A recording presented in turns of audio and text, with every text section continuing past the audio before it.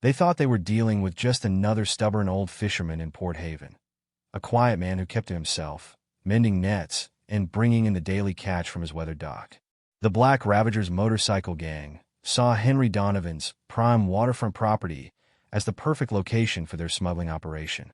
A lone fisherman living in a humble shack should have been an easy target for intimidation. What they didn't know was that beneath that peaceful exterior lurked one of the most lethal operatives ever to serve in Navy SEAL Team 3. Those calloused hands that so carefully worked with fishing line had once rigged underwater demolitions across hostile waters. That watchful gaze, scanning the horizon for weather changes, had once tracked high-value targets through war-torn cities. The disciplined routine that local residents mistook for simple habits was ingrained through decades of special operations combat. Now, watching Razor and his gang members circle his property that quiet morning, Henry recognized the familiar patterns of predators marking their territory.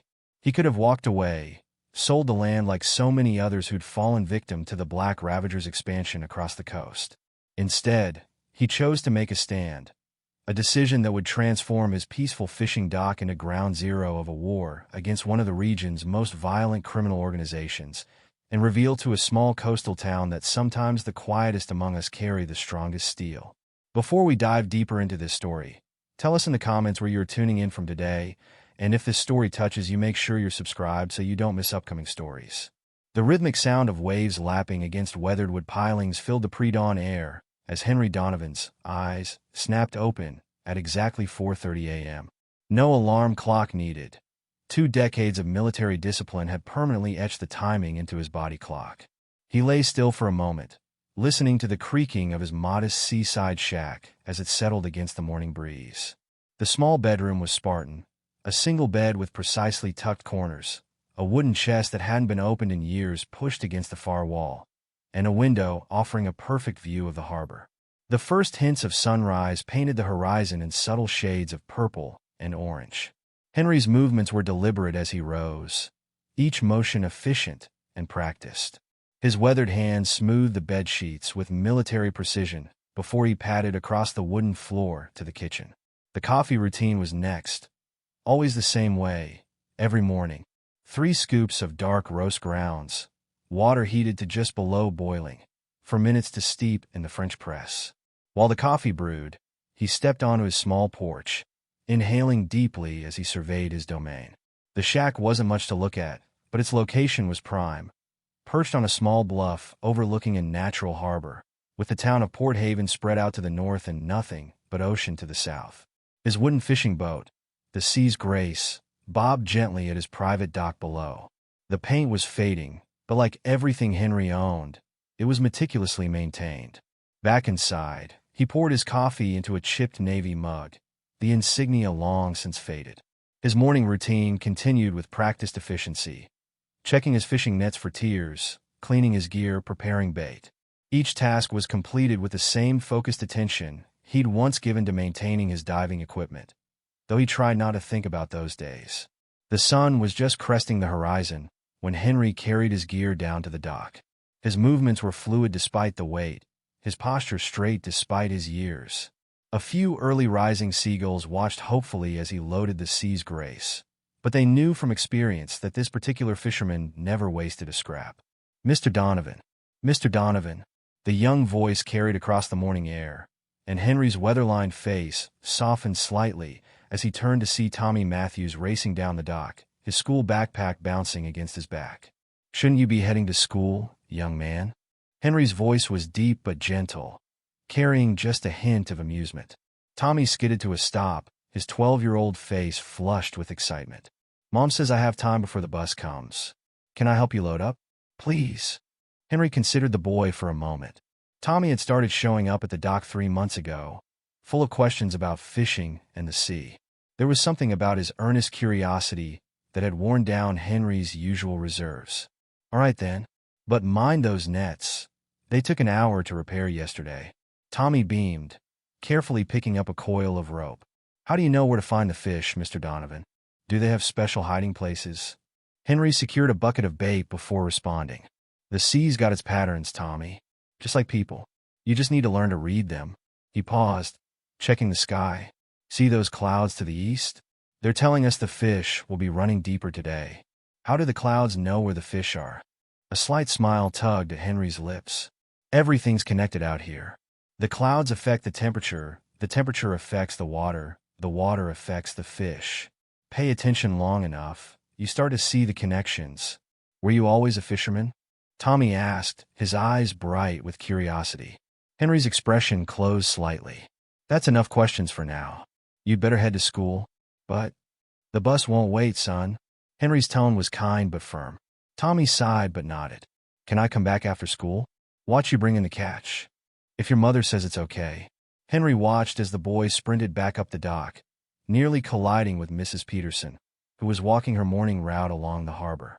As Tommy disappeared around the corner, Henry could hear Mrs. Peterson's voice carrying across the water as she met up with her usual gossip circle near the bait shop. Did you see that? The Matthews boy, hanging around him again. I don't like it, not one bit. Sarah should know better than to let her son near that man. Another voice chimed in. Betty from the diner. Nobody knows anything about him. Just showed up 5 years ago, barely speaks to anyone. My Harold swears he recognized him from somewhere, Mrs. Peterson continued. Says he saw some old military photos that look just like him. Navy SEAL, or something similar. Navy? I heard he was running from something. Criminal past, maybe. Why else would someone live like that? All alone in that rundown shack.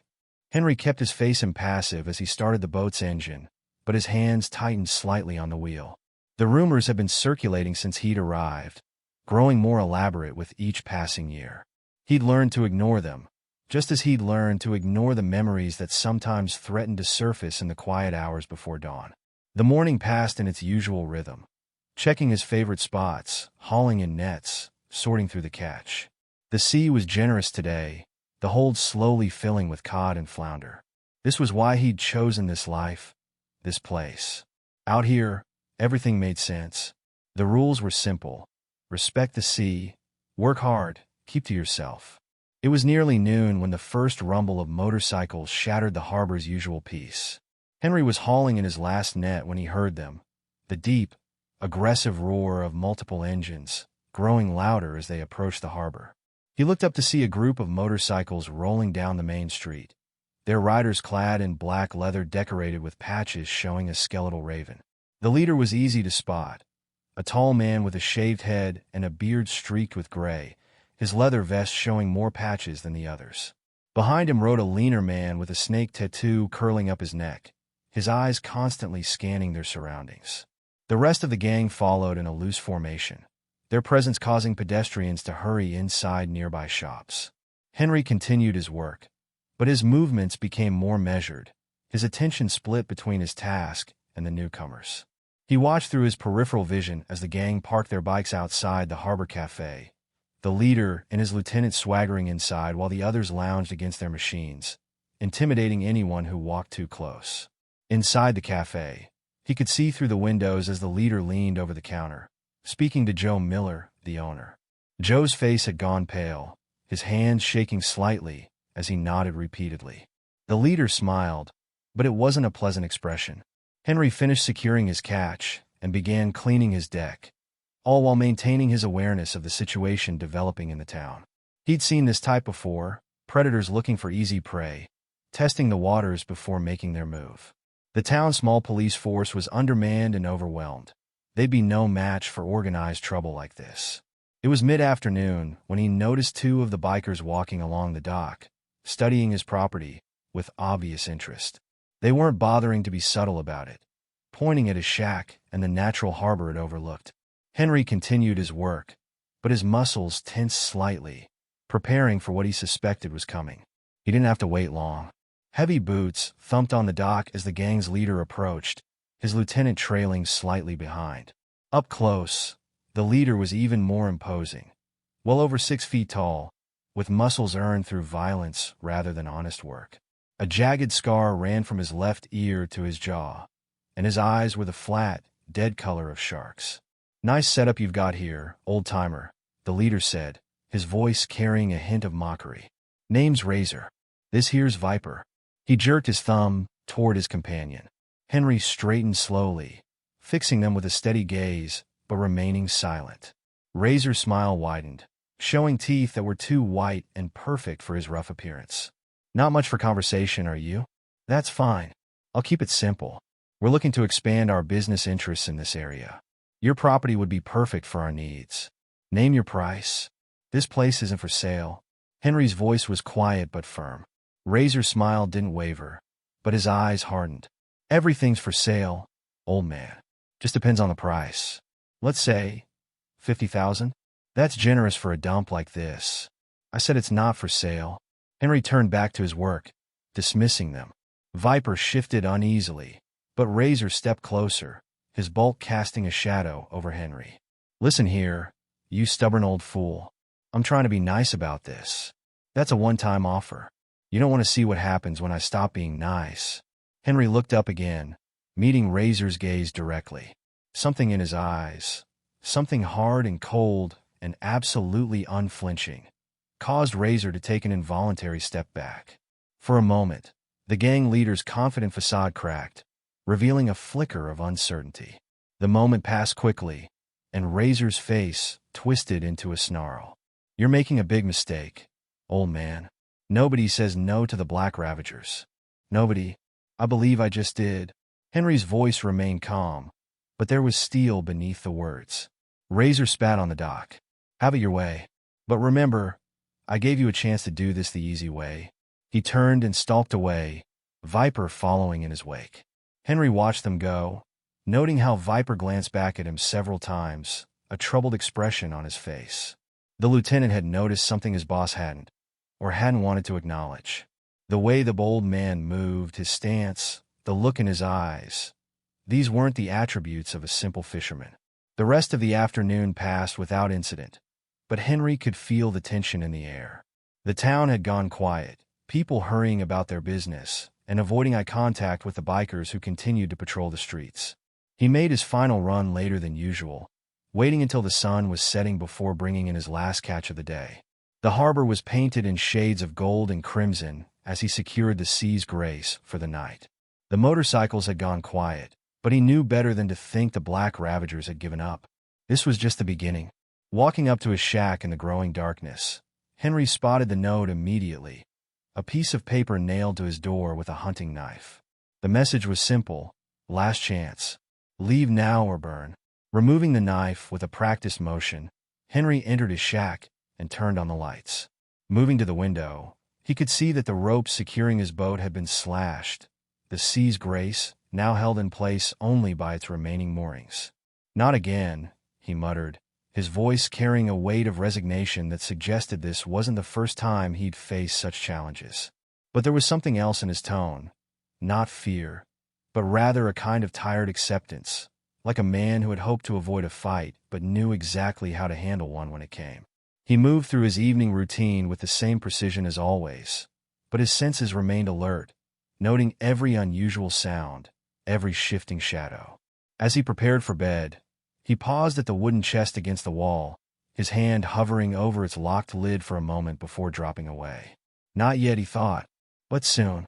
The last light in his shack went out at exactly 9:30 p.m., same as every night. To anyone watching, it would appear that the old fisherman was settling in for his usual early night's rest. They wouldn't see him moving silently through the darkness, checking his property's vulnerabilities, mentally noting approaches and blind spots. They wouldn't notice him securing certain items within easy reach, or the way he positioned himself to maintain optimal awareness of his surroundings. As Henry finally allowed himself to rest, his mind drifted to Tommy's innocent questions about his past. The boy deserved better answers, but some things were better left unsaid. Some parts of his history were better left buried, like the contents of that wooden chest.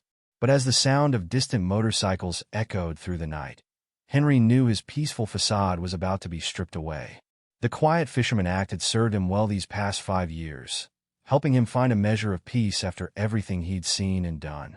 Now, it seemed, his past was about to catch up with him, not in the way he'd feared, but in a way that would force him to become something he'd hoped to leave behind. The sea breeze carried the smell of salt and impending rain through his window, and somewhere in the distance, a dog barked at unseen threats. Henry Donovan, former Navy SEAL and current harbor fisherman, closed his eyes but didn't fully sleep. Years of training and combat experience had taught him the value of staying ready, of maintaining that razor's edge between rest and awareness. Tomorrow would bring what it would bring, and if the Black Ravagers thought they'd found an easy mark in this old man, they were about to learn a very difficult lesson about judging books by their covers. The morning dawned gray and threatening, heavy clouds hanging low over Port Haven's harbor. Henry stood at his usual spot on the dock, but today his fishing gear remained untouched. The slashed ropes of the Sea's Grace had been replaced during the pre-dawn hours, each knot tied with the same precision he'd once used to secure underwater demolition charges. The rumble of motorcycles shattered the morning silence earlier than expected. Henry counted the engines by sound alone, 12 bikes, more than yesterday. A crowd of townspeople gathered at the cafe across the street, their faces a mixture of concern and curiosity as the Black Ravagers roared into view. Razor led the pack, his massive bike gleaming despite the overcast sky. Viper rode at his right hand, and today they were flanked by new faces, hard men with harder eyes, their leather jackets bearing fresh patches of the skeletal raven. They parked in a practice formation, creating a half-circle that effectively blocked the dock's entrance. "Brought some friends to see your lovely property," Razor called out, his voice carrying across the morning air. "Thought you might be more reasonable with a proper audience." Henry turned slowly, his weathered face impassive. The gathering crowd had grown larger, though they maintained a careful distance. Through the throng, he caught a glimpse of familiar faces. Joe Miller from the cafe, Mrs. Peterson clutching her morning shopping bag, and Sarah Matthews hurrying past with worry etched on her features. "Still not for sale," Henry replied, his voice carrying clearly despite its quiet tone. "Don't waste your time." Razor's smile vanished. He gestured, and his men spread out, creating an intimidating wall of leather and muscle. "See, that's where you're wrong, old-timer. Time's the one thing we've got plenty of. You, on the other hand," he cracked his knuckles meaningfully. A burly biker with a flame tattoo covering half his face stepped forward. "Boss, want me to help convince him?" "Gently, Torch," Razor smirked. "We wouldn't want to hurt our friend here. Just help him understand his position." Torch advanced, his boots heavy on the wooden planks. Henry remained still, watching the man's approach with the same calm attention he gave to approaching storms. "Last chance, old man," Torch growled, reaching for Henry's shirt. "Don't make this." The biker's words cut off in a startled grunt. Henry had moved, just a single step to the side, a subtle shift of weight, a gentle redirection of momentum. Somehow, Torch's grasping hand found nothing but air. His own forward motion carried him past Henry, boots skidding on the damp dock. The biker pinwheeled his arms, fighting for balance, before tumbling sideways into a stack of crab pots. The crash echoed across the suddenly silent harbor.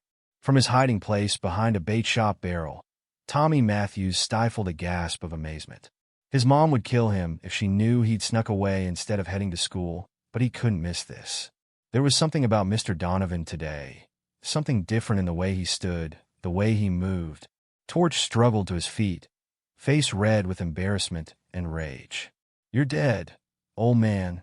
Stand down," Razor barked, his eyes narrowing as he studied Henry with new interest. That little sidestep had been too smooth, too practiced. Even Torch, with his prison yard training, hadn't seen it coming. Henry's voice carried across the dock, calm as ever. "I've faced worse storms than you, son. Go find easier waters to trouble." Something in his tone, the absolute certainty, the total lack of fear, caused several of the bikers to shift uncomfortably. They were used to intimidation, to threats and violence, but this quiet confidence was something else entirely. Viper stepped closer to Razor, speaking in a low voice. "Boss, something ain't right here. The way he moves—" "Shut up," Razor snapped, but his expression betrayed a flicker of doubt. He raised his voice, addressing Henry. "You just bought yourself a whole lot of trouble, old man. Nobody embarrasses the Black Ravagers. Nobody." Henry simply turned back to his work, dismissing them as if they were nothing more than noisy seagulls. The deliberate insult made Razor's face darken with rage. "Let's go," he growled to his men.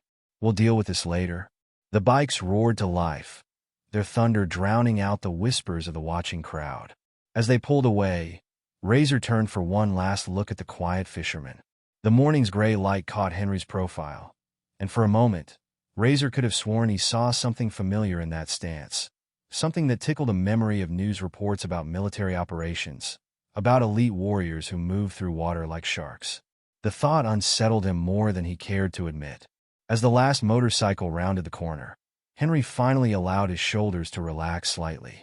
He'd hoped to avoid this kind of confrontation, but some things couldn't be helped. The crowd began to disperse, their excited chatter carrying across the water. Did you see how he moved? Never seen anything like it. Maybe those rumors about his past. Tommy waited until the last townsperson had left before emerging from his hiding place. He wanted to run up to Mr. Donovan, to ask him how he'd done that amazing move, but something in the old fisherman's posture made him hesitate. There was a weight there, a heaviness that hadn't been present during their morning chats about tide patterns and fish behavior. Instead, Tommy watched as Henry walked slowly back to his shack, his movements still fluid but somehow more measured, as if he was carrying an invisible burden. The boy's mind raced with possibilities. He'd seen enough action movies to recognize training when he saw it, and that little sidestep had definitely been something special. Inside his shack, Henry stood motionless for a long moment. Then, with movements that seemed to age him with every step, he crossed to the wooden chest that had remained locked for the past 5 years. The key had never left the chain around his neck, hidden beneath his fishing clothes, a constant reminder of the life he'd left behind. The lock opened with a soft click. Henry lifted the lid carefully, revealing the carefully preserved contents. The metals caught the gray morning light, bronze star, silver star, and others that spoke of valor and sacrifice. Beneath them lay a combat knife, its blade still sharp enough to split hairs, and a carefully folded uniform bearing the seal trident. His fingers traced the edge of a photograph tucked into the uniform's pocket. The image showed a younger version of himself standing with 4 other men, all of them grinning despite being covered in mud and seawater. The back of the photo bore a simple notation: SEAL Team 3, Persian Gulf, 2003. The memories hit him like a physical blow. The night was moonless, perfect for their approach. The small submersible cut through the dark waters of the Persian Gulf, carrying Henry and his team toward their target, a suspected weapons cache hidden in a coastal cave system. Intelligence suggested the caves were being used to smuggle arms to terrorist cells. 2 minutes to insertion point, Henry whispered, checking his dive computer. Around him, his teammates performed final equipment checks with practiced efficiency. Like old times, a hawk. Jake Morrison grinned, using Henry's old call sign. Just another midnight swim? Stay focused, Henry replied, but he couldn't help returning the smile. They'd done this dozens of times. Infiltrate, locate, neutralize. Simple. Except this time it wasn't simple. This time, their intelligence was wrong. The caves weren't just a weapons cache. They were a fully staffed operations center. And the timer on that last charge was counting down too fast. Too damn fast. Jake, Marcus, get out now. The explosion turned the water into concrete, the shockwave crushing. Henry slammed the chest shut, cutting off the memory. His hands were shaking slightly, and he forced them to steady. 5 years of peace, of quiet mornings and honest work, had helped dull those memories. But they never really went away. Across town, in the dingy back room of the Roadkill Bar, Razor was outlining his plan to the assembled Black Ravagers. The room stank of stale beer and cigarettes, the walls covered in provocative posters and gang insignia. Nobody makes us look weak, he growled, pacing the length of the pool table. Nobody. That old man thinks he can embarrass us? We're going to send him a message he can't ignore. What about the cops? One of the newer members asked. Razor laughed harshly. 3 underpaid deputies and a chief who's 2 years from retirement? They won't be a problem. Besides, accidents happen all the time around water, don't they? The gang members chuckled, but Viper remained silent, his lean frame tense as he leaned against the wall. Something about this situation felt wrong. He'd spent enough time in prison to develop good instincts about people, and everything about that old fisherman set off warning bells. Boss, he said finally, pushing away from the wall, maybe we should think this through. That old man, there's something about him. The way he moved, the way he carries himself. He's not what he seems. Getting soft, Viper? Razor's voice carried a dangerous edge. You worried about one old fisherman? I'm worried about staying alive, Viper shot back. I've seen guys like him before, in the joint. Ex-military types. They don't think like regular people. They don't break easy. Then we don't try to break him, Razor snarled. We bury him. He turned to address the room. Tonight, we start small. Jonesy, you're up. Go rattle his cage a little. Let him know what's coming. A wiry biker with a patchy beard nodded, cracking his knuckles. Want me to rough him up a bit? No touching. Just scout the property, make some noise. Let him know we're watching. Tomorrow night, we step it up. As the gang dispersed to their various corners of the bar, Viper lingered. He'd survived 3 prison terms and countless street fights by trusting his instincts, and right now those instincts were screaming that they were poking a sleeping bear. The day passed slowly, the heavy clouds occasionally spitting rain across the harbor. Henry spent it preparing, checking sight lines, noting potential approaches, identifying choke points. Old habits died hard, and these ones had been drilled into him through years of training in combat. Tommy tried to visit after school, but Henry sent him home with uncharacteristic firmness. Not today, son. Best you stay clear of the dock for a while. The boy's face fell. But Mr. Donovan, what you did this morning. How did you? Home, Tommy. Now. Henry's voice was gentle but absolute. Tell your mother to keep you inside after dark for a while. As darkness fell, Henry sat in his darkened shack, a cup of cooling coffee on the table beside him. His heightened senses picked up the subtle sounds of someone trying to move quietly along the path behind his property. Whoever it was, they were making rookie mistakes, stepping on twigs, breathing too heavily, letting their leather jacket rustle against the bushes. Moving silently, Henry slipped out his back door. The moon was still hidden behind clouds, but he didn't need light to navigate his own property. Years of diving in dark waters had taught him to feel space rather than see it. Jonesy cursed under his breath as another branch scratched his face. This whole setup gave him the creeps. The old man's shack was dark, but somehow it felt like the building was watching him. He took another step forward. A hand materialized out of the darkness, clamping over his mouth while another locked his arm in an immobilizing grip. Jonesy tried to struggle, but it was like being caught in a steel trap. Tell Razor, Henry's voice whispered in his ear, calm as ever, but carrying an edge that made Jonasy's blood run cold. That watching goes both ways. The hands released him, and Jonesy stumbled forward. By the time he spun around, heart pounding, there was nothing to see but shadows. He ran all the way back to his bike, the feeling of those inexorable hands still lingering on his skin. Henry watched the bikers retreat from the cover of a storage shed. The encounter had been necessary, a warning that escalation would be met with escalation. But as he moved silently back to his shack, he felt a familiar weight settling onto his shoulders. Violence, once invited back into one's life, rarely left quietly. The locked chest seemed to call to him from its corner. Soon, he knew, he would need more than just his wits and training. Soon, the quiet fisherman would need to become something else entirely. But for now, he resumed his vigil, watching the darkness beyond his windows.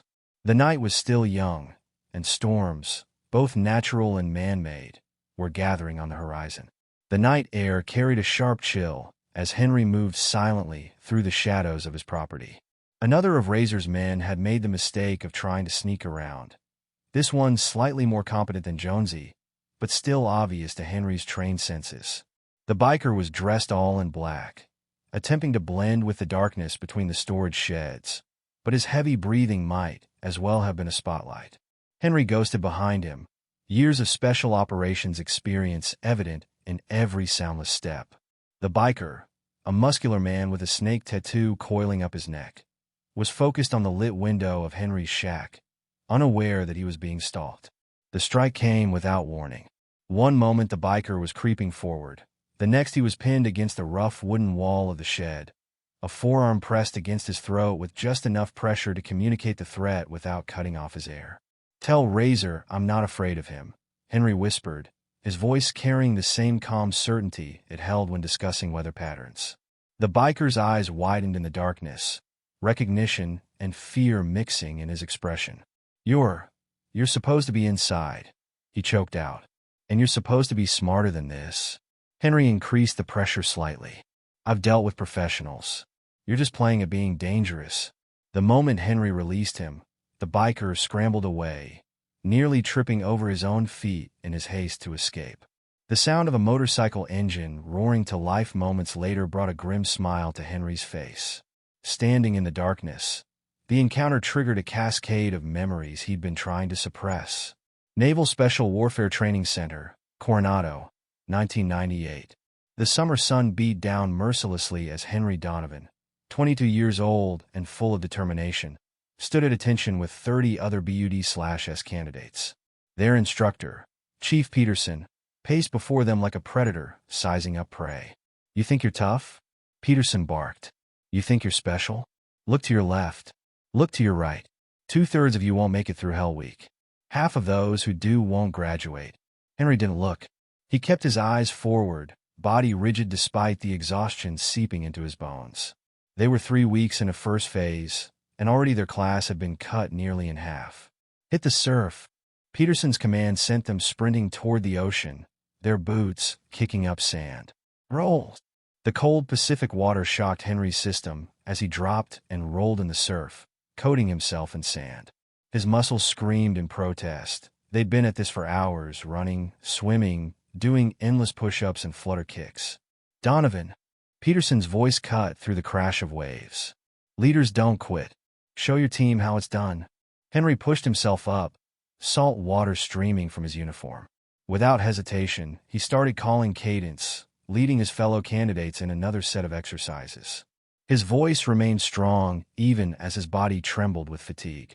Later, during their few precious minutes of rest, his roommate Dave, Chun, shook his head in amazement.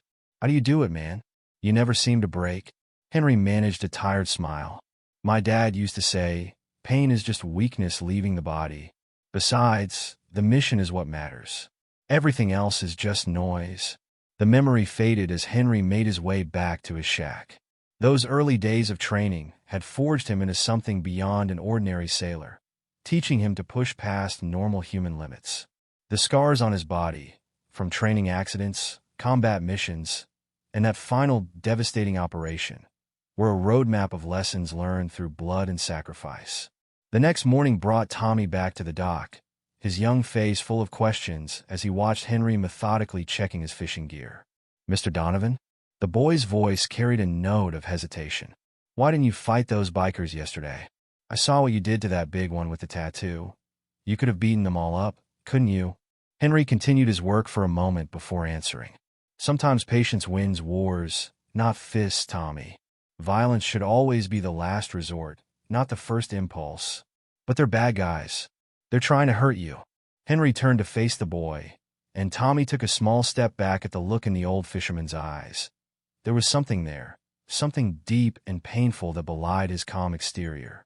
Bad guys, good guys, it's rarely that simple, son. Every fight has a cost. Even when you win. He paused, seeming to look through Tommy at something far away. Especially when you win. Before Tommy could respond, an angry shout from the direction of Henry's shack caught their attention. Sarah Matthews was storming down the dock, her face a mask of worry and frustration. Thomas James Matthews.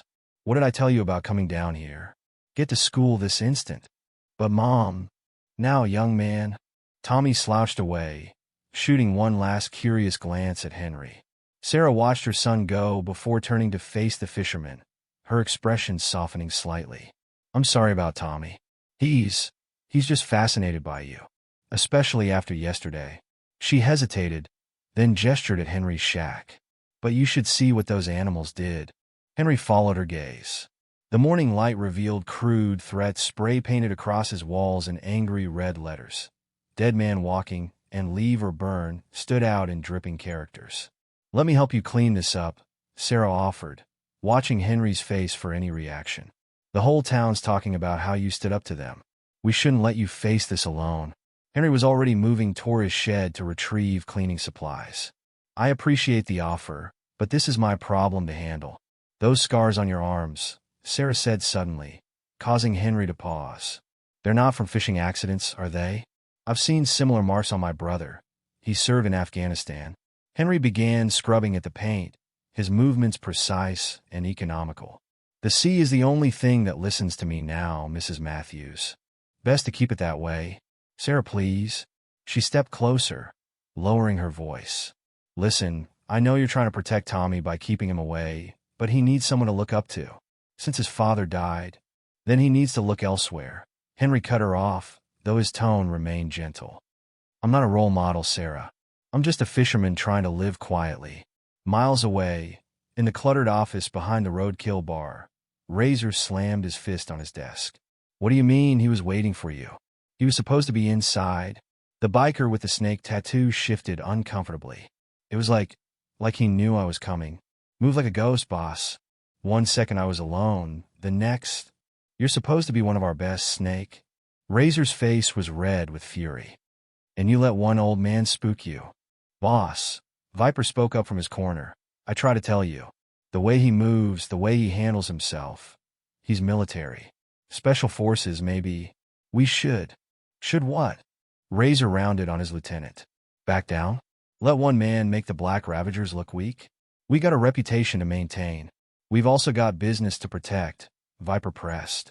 The smuggling operation needs that harbor, yeah, but there are other spots. This guy, there's something about him that... Enough! Razor's roar cut through the room. I want that property, and I want that old man gone. Tomorrow night, we show him what happens when you cross us. No more games, no more warnings. As his gang members filed out, Razor didn't notice Viper's troubled expression, or the way his lieutenant lingered, clearly wanting to say more. The gang leader was too consumed with his rage, with the humiliation of being defied by one aging fisherman.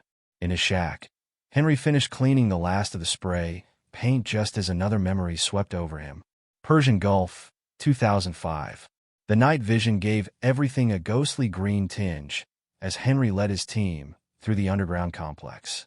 Intelligence had confirmed the presence of civilian hostages, aid workers captured by extremists, but something felt wrong. Echo Team, this is Command, the radio crackled. Secondary explosives detected. Abort mission. Repeat. Abort mission. Henry's breath caught as he processed the implications. They were too deep, too committed. The hostages were just ahead. He could hear their muffled voices. We can make it, Jake Morrison whispered urgently. They're right there, Hawk. Boss, those charges could blow any second, Marcus added, his voice tense. Henry made the call that would haunt him forever. Jake, Marcus, get the hostages.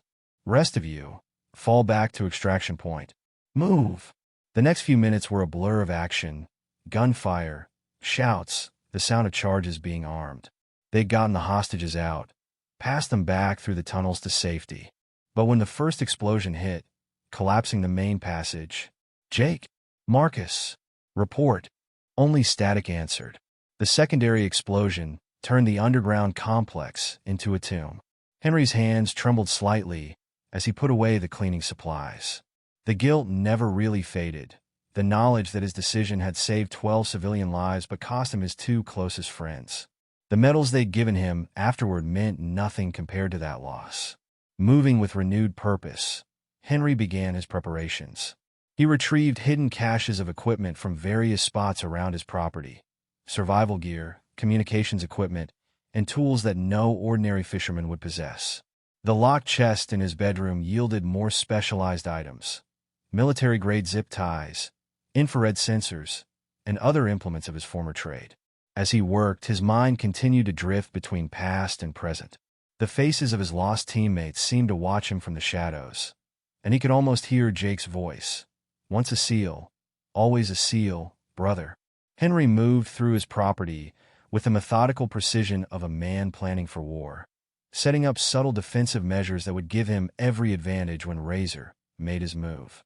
Because there was no longer any doubt, the gang leader's pride wouldn't let him back down, and Henry's conscience wouldn't let him run.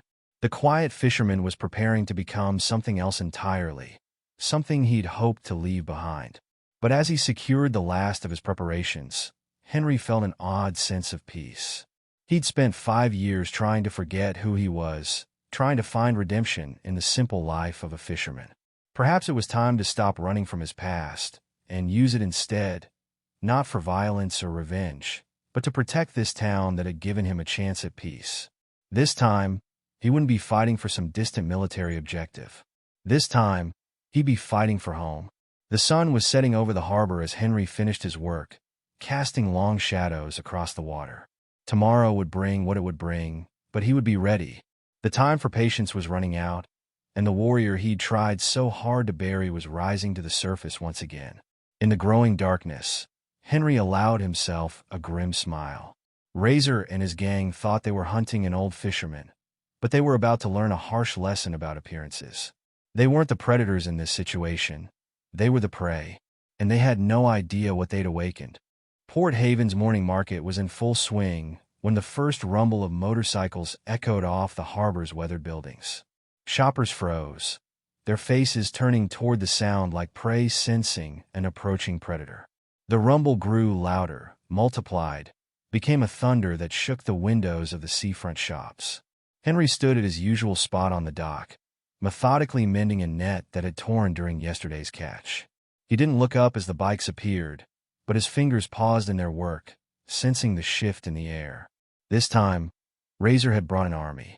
20 bikes roared into view, filling the street that led to the harbor. The gang members wore their full colors now, leather vests emblazoned with the skeletal raven, weapons visible at their hips. They parked in a practice formation that effectively blocked all access to the dock. The morning crowd scattered to the edges of the street, pressing against shop windows and ducking into doorways.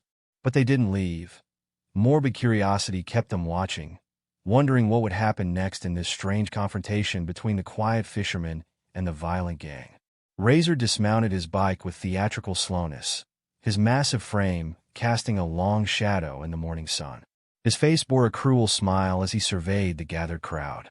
"Quite an audience today, old-timer," he called out, his voice carrying easily across the dock. "Good. I want them to see what happens when people don't show proper respect to the Black Ravagers." Henry continued his work with the net, his movements unhurried and precise. "What's the matter?" Razor's voice took on a mocking edge. "Cat got your tongue? Or maybe you're just getting senile in your old age?" He turned to his gang, spreading his arms. "I mean, seriously, what's an old man like you going to do? Fish us to death?" The gang members laughed on cue, the sound echoing off the water. Henry finally looked up, his weathered face unreadable, but something in his eyes made several of the bikers shift uncomfortably. "You boys are disturbing the peace," Henry said quietly, yet his voice carried clearly. "Why don't you go somewhere else to play your games?" Razor's face darkened. "Games? You think this is a game?" He turned to his men. "Show him how serious we are. Tear it apart." 5 bikers broke from the group, heading toward Henry's shack with purposeful strides. Henry watched them approach, his posture relaxed but his eyes tracking every movement. The first biker kicked in his door with unnecessary force, and the sound of destruction soon followed. Furniture being overturned, glass breaking, with splintering. The crowd murmured in dismay, but no one moved to intervene. This was exactly what Razor wanted, to show the town what happened to those who defied the Black Ravagers. "Stop it. Leave Mr. Donovan alone." The shout cut through the chaos, high and young and angry. Tommy Matthews pushed through the crowd, breaking free of his mother's desperate grasp. The 12-year-old ran toward the dock, his face red with righteous fury. "Tommy, no." Sarah's cry echoed across the harbor, but her son was already halfway to Henry's shack. Razor laughed, the sound ugly and harsh. Well, looks like you've got yourself a little defender, old man. Ain't that sweet?" One of the bikers, a heavily tattooed man with a shaved head, moved to intercept Tommy. "Beat it, kid," he growled, shoving the boy roughly. Tommy stumbled backward, lost his balance, and fell hard on the wooden planks of the dock. The crack of his head hitting the wood made several onlookers gasp. The atmosphere changed instantly. The crowd's fear transformed into anger, their murmurs becoming more hostile. Sarah Matthews rushed forward, but before she could reach her son, Henry moved. His movement was so smooth, so quick, that many would later swear they hadn't even seen him cross the distance. One moment he was standing by his nets, the next he was helping Tommy to his feet his body positioned between the boy and the bikers. "You'll regret this," Henry said, his voice carrying an edge that hadn't been there before. It was still quiet, still controlled, but now it held something else, something cold and dangerous that made even Razor's smile falter. The tattooed biker who had pushed Tommy took an involuntary step back. There was something in Henry's eyes now, something that spoke of violence carefully leashed, of capabilities better left undiscovered. "Tommy," Henry said, not taking his eyes off the bikers, "go to your mother." The boy hesitated only a moment before obeying, rubbing the back of his head as he retreated to Sarah's waiting arms. She hugged him fiercely, checking his injury while glaring daggers at the gang. Razor recovered his composure, though his smile seemed forced now. Big words from a lonely old man. "Enjoy what's left of your day. Boys, we're done here. For now." The bikers who had been ransacking Henry's shack emerged, carrying triumphant grins that didn't quite reach their eyes. Something about the old fisherman's demeanor had unsettled them, though none would admit it. As the gang mounted their bikes, Viper lingered behind, watching Henry with a mixture of respect and concern. He'd seen that look before, in the eyes of hardened combat veterans who'd been pushed too far. This wasn't going to end well, but he couldn't be sure for whom.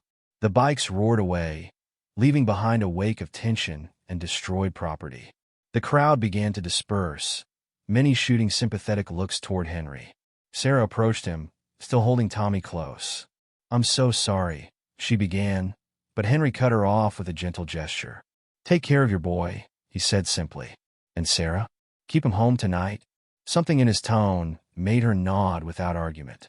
She led Tommy away, though the boy kept looking back, his young face a mixture of worry and admiration.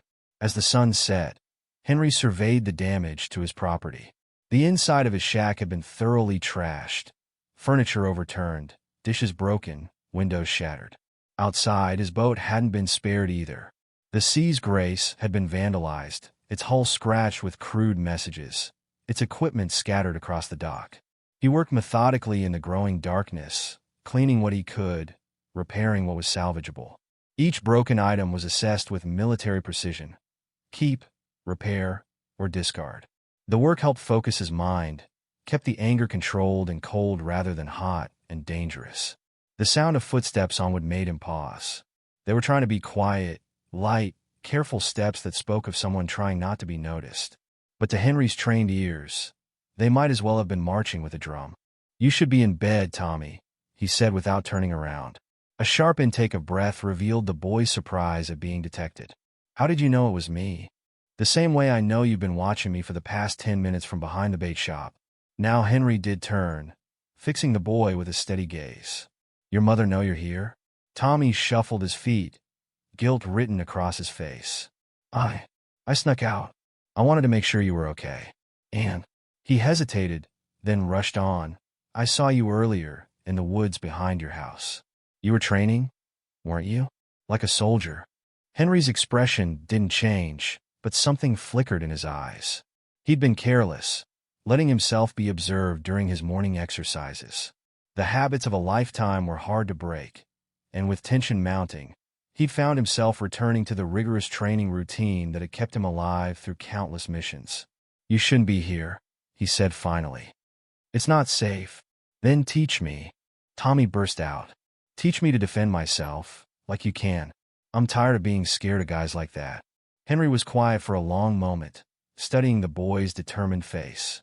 He saw something there, not just the usual teenage bravado, but real courage, real determination. "Fighting should always be the last resort," he said finally. "But knowing how to protect yourself, that's different." He sighed, knowing he might regret this. "Your mother ever tell you about your father?" Tommy blinked at the sudden change of subject. "Just that he was a Marine? That he died in Iraq when I was little?" Henry nodded slowly. "Marines are good men. They understand the difference between fighting because you want to and fighting because you have to." He moved to a clear space on the dock. "Watch carefully. The first thing you need to learn is how to stand." For the next hour, Henry showed Tommy basic defensive stances and simple techniques. Nothing flashy or aggressive, just fundamental movements designed to keep someone safe. The boy proved to be an eager student, listening intently and practicing each movement with serious concentration. Remember, Henry said as they finished, these skills are like a fishing knife. They're tools, not toys. You need to know how to protect yourself, but never pick a fight. Understanding the difference could save your life someday. Tommy nodded solemnly. Will you teach me more? We'll see. For now, you need to get home before your mother notices you're gone. Henry's voice softened slightly. And Tommy, thank you. For today, on the dock. It was brave of you to speak up. Foolish, but brave. The boy grinned, then hurried away into the darkness, his footsteps slightly more controlled than before, already trying to move the way Henry had shown him. Miles away, in the back room of the roadkill bar, Razor was working himself into a rage. The gang members gathered around their leader warily, recognizing the dangerous glint in his eyes. That old man made us look weak, he snarled, pacing the length of the room, in front of the whole damn town. And that kid? He spun suddenly, smashing his fist into the wall. We're going to make an example of him. Something this town will never forget. Boss, Viper spoke up from his corner. Maybe we should. Shut up. Razor rounded on his lieutenant. I'm tired of your warnings and your doubts. You want out? There's the door. Otherwise, get on board with the program. Viper fell silent, but his face was troubled. He'd seen the look in Henry's eyes when Tommy had been pushed, had recognized the calculated fury of a trained killer holding himself in check. This wasn't going to be the easy victory Razor imagined. Tomorrow night, Razor continued, his voice dropping to a dangerous purr. We hit him with everything we've got. No more warnings, no more games. I want that property, and I want that old man gone. One way or another.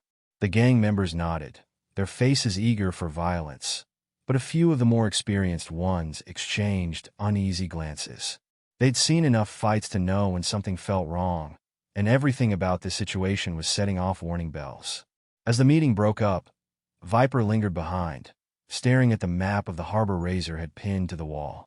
His instincts were screaming that they were making a mistake, that they were poking something far more dangerous than a simple fisherman. But Razor wouldn't listen to reason now. His pride had been wounded, and like a wounded animal, he was about to lash out without thought for the consequences. All Viper could do was watch and wait, and hope he'd be able to recognize the moment when everything went wrong. Because something was going to go wrong. The only question was for whom. The pre-dawn darkness shrouded Port Haven's harbor in shadows, but Tommy Matthews was wide awake. He'd started setting his alarm for 4:30 a.m., sneaking out of his house while his mother still slept. The boy moved carefully through the quiet streets, staying in the shadows like Henry had taught him. This morning ritual had begun 3 days ago, when he'd first spotted Henry's unusual activity. The old fisherman's morning routine was different now. Instead of immediately heading to his boat, Henry disappeared into the wooded area behind his property. Tommy found his usual hiding spot behind a cluster of old crab pots, settling in to watch. The first hints of dawn revealed Henry moving through a series of exercises that looked nothing like simple morning stretches. His movements were fluid, precise, like a deadly dance. He struck at invisible opponents, blocked phantom attacks, and moved with an agility that seemed impossible for someone his age. You might as well come out, Tommy, Henry called suddenly, not breaking his rhythm. If you're going to watch, you should learn to do it properly. Tommy nearly jumped out of his skin. He'd been so careful, so quiet. Sheepishly, he emerged from his hiding place. How did you know I was here? Henry completed a complex series of movements before answering. You're breathing too loud. And you shifted position 4 times in the last 10 minutes. He finally stopped, turning to face the boy. Those crab pots might hide you from sight, but they don't mask sound. Were you doing martial arts? Tommy asked, his eyes wide with excitement. Something like that. Henry grabbed a towel from a nearby branch. Combat training. Keeps the skills sharp. What kind of skills? Where did you learn to move like that? Were you really in the Navy? The other kids at school say. Henry held up a hand, stopping the flood of questions. I was a diver. That's all you need to know. But, want to learn something useful? Henry's sudden question caught Tommy off guard. The boy nodded eagerly. Henry led him down to the dock, where the morning tide was just starting to turn. Watch the water. What do you see? Tommy stared at the harbor's dark surface. Waves? Look closer. See how the current moves? How it creates patterns? Henry pointed to where the water swirled around the dock's pilings. Everything leaves signs if you know how to read them. The tide, the wind, the way birds fly, they all tell a story. For the next hour, Henry taught Tommy about reading water patterns, explaining how different conditions affected the harbor. The boy listened intently, sensing that this was about more than just fishing. The key is staying calm, Henry explained. Panic clouds your judgment. When you're underwater and something goes wrong, keeping a clear head is the difference between life and death. Did you ever have close calls? When you were diving, a shadow passed over Henry's face. More than a few. But we had good training. Good team. He fell silent for a moment, lost in memories. Later that morning, Sarah Matthews stormed down to the dock, her face a mixture of worry and anger. Tommy, I've been looking everywhere for you. She grabbed her son's arm. What have I told you about coming down here? Mom, Mr. Donovan was just teaching me about the tides and... Go home. Now. Her tone left no room for argument. Tommy trudged away, shooting an apologetic look at Henry. Sarah turned to face the fisherman, her arms crossed. This has to stop. He's just a boy. I know. Henry continued coiling a rope, his movements precise and measured. He talks about you constantly. Mr. Donovan this, Mr. Donovan that. Ever since his father died. She took a shaky breath. I know you're trying to help, but with those bikers around, I can't let him get caught up in whatever's going on. Henry met her gaze. You're right to be concerned. Tommy should stay away. It's not that simple. He sees you as a father figure. And after watching you stand up to those men, she studied his face. There's more to you than you let on, isn't there? I see how you move, how you're always aware of everything around you. Just like Mark was, after he came back from his first tour. Your husband was a Marine? He died in Fallujah. Tommy was only 4. Sarah's voice caught slightly. I can't lose my son, too. You won't, Henry said quietly. I promise. That night, Henry's enhanced awareness picked up multiple intruders trying to scout his property. He'd been expecting this. Razor's men testing his defenses, looking for weaknesses. But he was ready. The first biker triggered a tripwire hidden in the underbrush, sending him sprawling face first into the dirt with a muffled curse. Another found the patch of ground Henry had subtly prepared, his boots sliding on the carefully applied oil. The sound of a motorcycle crashing followed shortly after. From his vantage point in the shadows, Henry watched the chaos unfold. These weren't the probing attacks of professionals. These were amateurs, playing at being dangerous. But their amateur status made them more unpredictable, more likely to do something stupid. What Henry didn't notice was Tommy, who had snuck out again, following a different path than usual. The boy had discovered a hidden trail behind Henry's property and was determined to learn more about the mysterious fisherman. The trail led to a small cave in the rocky shoreline, partially hidden by brush. Tommy's heart pounded as he slipped inside, clicking on his flashlight. What he found made his eyes widen in amazement. The cave was a carefully organized storage space. Military-grade diving equipment lined one wall. Not the recreational stuff tourists used, but serious tactical gear. Boxes of supplies were stacked neatly, their contents suggesting preparation for any scenario. But what really caught Tommy's attention was a wooden crate marked demolition charges. Handle with care. You shouldn't be here, son. Tommy spun around to find Henry standing in the cave's entrance, his expression unreadable in the dim light. The boy's flashlight beam revealed more details of the cache, communications equipment, weapons, things that no ordinary fisherman would possess. You're not just a diver, are you? Tommy's voice was barely a whisper. All this stuff. You were special forces or something, weren't you? Henry was quiet for a long moment. Sometimes, to save others, you lose pieces of yourself, he finally said. The man I used to be, he saw and did things that changed him. That's why I came here, trying to find peace in simple things. But now those bikers are forcing you to be that man again. No one's forcing me to be anything. I'm choosing to protect what matters. Henry's voice softened. Which is why you need to go home, Tommy, and not come back here for a while. But this isn't a game. Those men are dangerous, and they're getting desperate. Henry led Tommy out of the cave. Promise me you'll stay away. Reluctantly, Tommy nodded. But as he headed home, His mind was racing with everything he'd discovered. Mr. Donovan wasn't just some quiet fisherman. He was a warrior, a hero maybe, like his dad had been. Meanwhile, in the back room of the roadkill bar, Razor was reaching the limits of his patience. Every night, we send men to scout his property.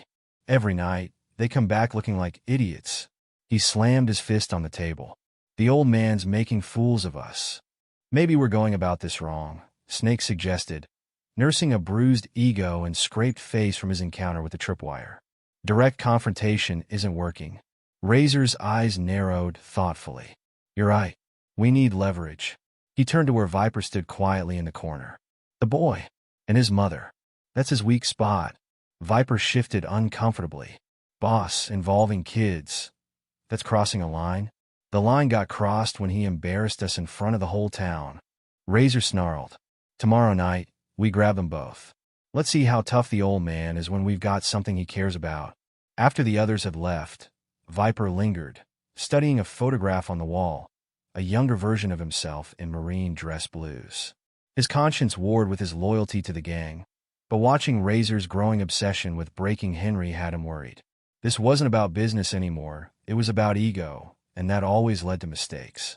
Henry sensed the shift in the wind that night. Years of combat experience had taught him to read the signs, to feel when the enemy was changing tactics.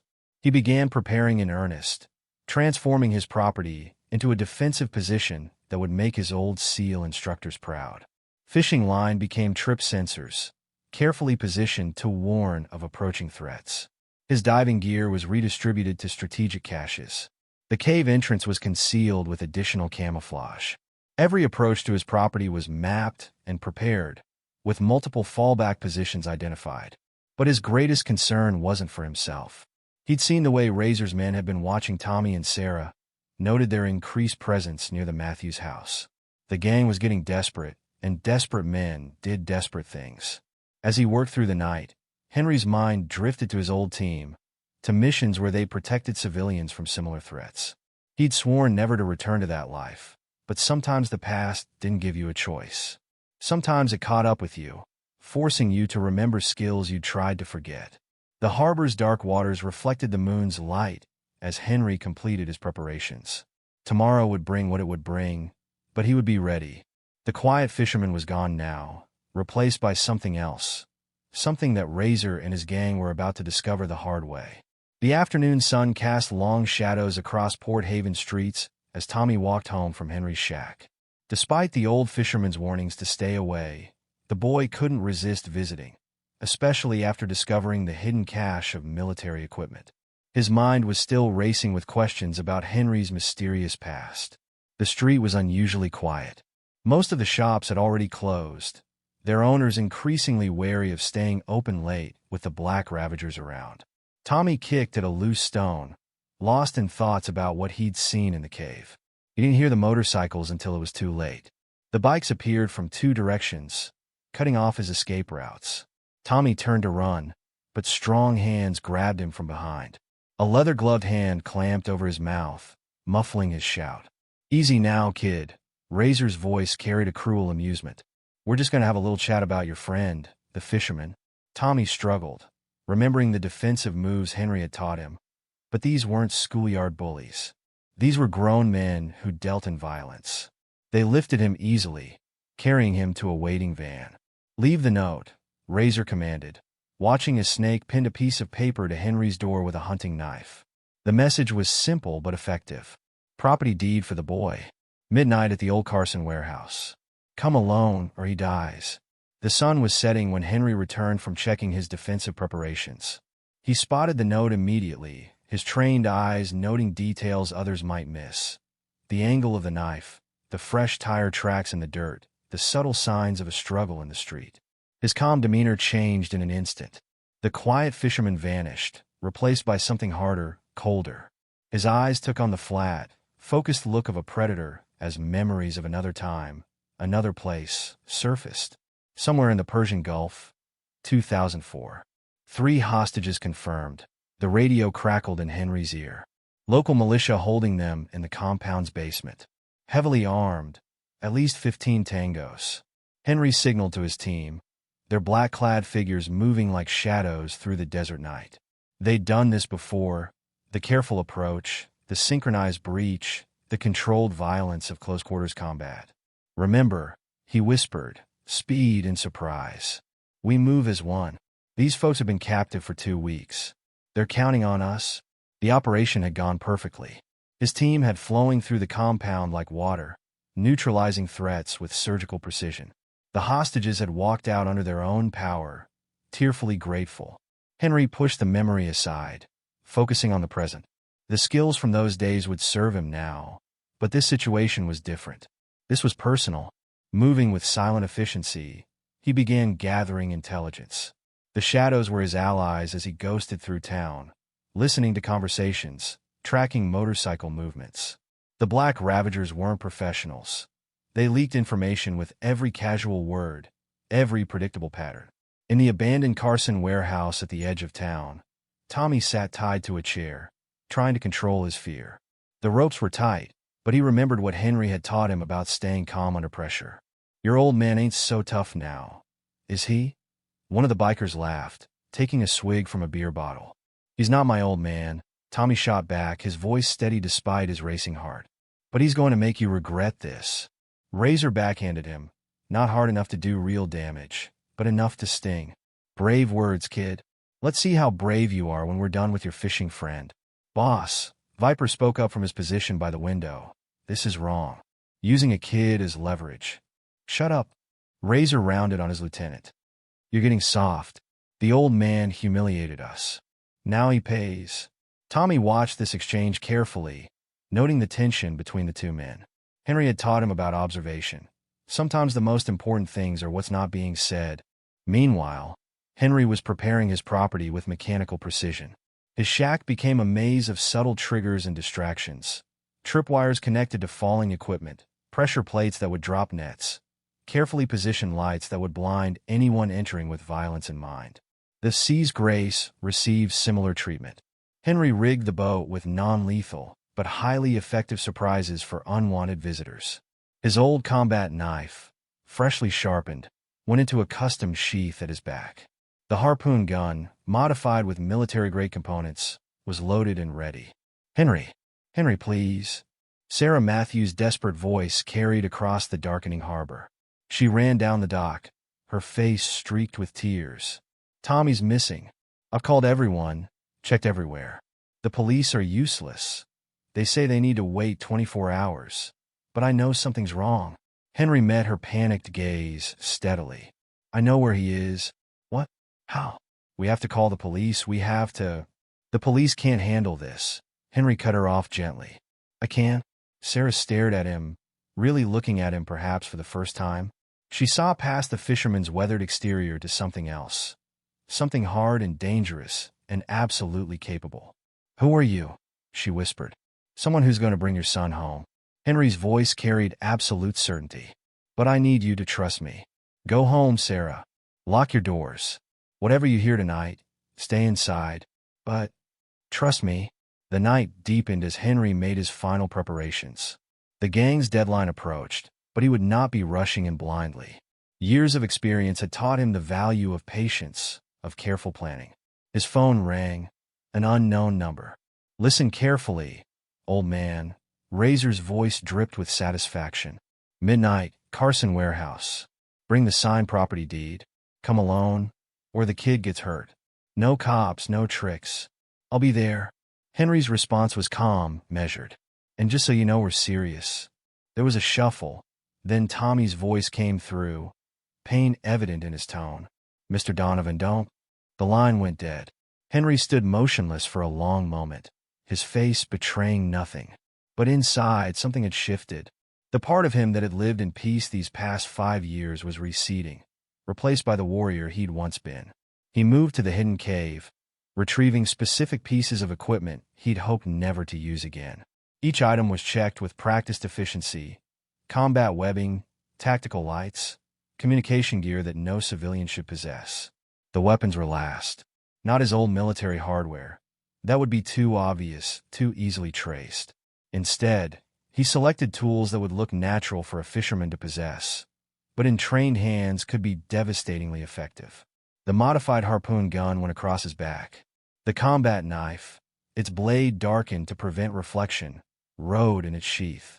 Fishing line rated for deep-sea tuna became garrotes and tripwires. Hooks, weights, and other innocent-looking equipment found new, deadly purpose. At 11 p.m., Sarah returned, her face set with determination. "I'm going to the police," she declared. "I don't care what you say. They have to help." "Sarah," Henry's voice was gentle but firm, "if the police get involved, Tommy dies. These men are watching everything. They're expecting me to try something. What they're not expecting is what they're about to get. What are you going to do? Better you don't know." He checked his watch. "Go home. When this is over, I'll bring him to you. Promise me." She grabbed his arm, her eyes desperate. "Promise me you'll bring him back safe." "I promise." The words carried the weight of absolute commitment. "And Sarah? Thank you." "For what?" "For giving a lonely old fisherman a chance to be part of something again. Now go. Please." As midnight approached, Henry moved through the shadows toward the warehouse. But he didn't approach directly. Instead, he circled the building, noting guard positions, escape routes, potential choke points. The gang had posted lookouts, but they were obvious, untrained. His phone buzzed one final time, another text from Razor. "Time's running out, old man. Front door. 5 minutes. Or the kid learns how much pain he can take." Henry allowed himself a grim smile. They thought they were the hunters, that they had all the advantages. They had no idea what was coming. Years of combat experience, of operating in hostile territory, had taught him that superior numbers meant nothing against superior training and preparation. The Black Ravagers were about to learn a very hard lesson about the difference between thugs and warriors. As he approached the warehouse's front door, his mind was clear, focused. The quiet fisherman was gone now, replaced by something else, something that had been dormant, but never truly forgotten. The hunter had returned to the hunt. The Carson warehouse loomed against the starlit sky, its weathered walls casting deep shadows in the moonlight. 2 Black Ravagers stood guard at the main entrance, while others patrolled the perimeter with flashlights, their boots crunching on gravel. They were looking for one aging fisherman, expecting him to walk straight into their trap. They were looking in the wrong direction. Henry moved like a ghost through the darkness, his years of SEAL training evident in every silent step. He'd approached from downwind, noting the guards' positions, their patrol patterns, their obvious inexperience. The first 2 never knew what hit them.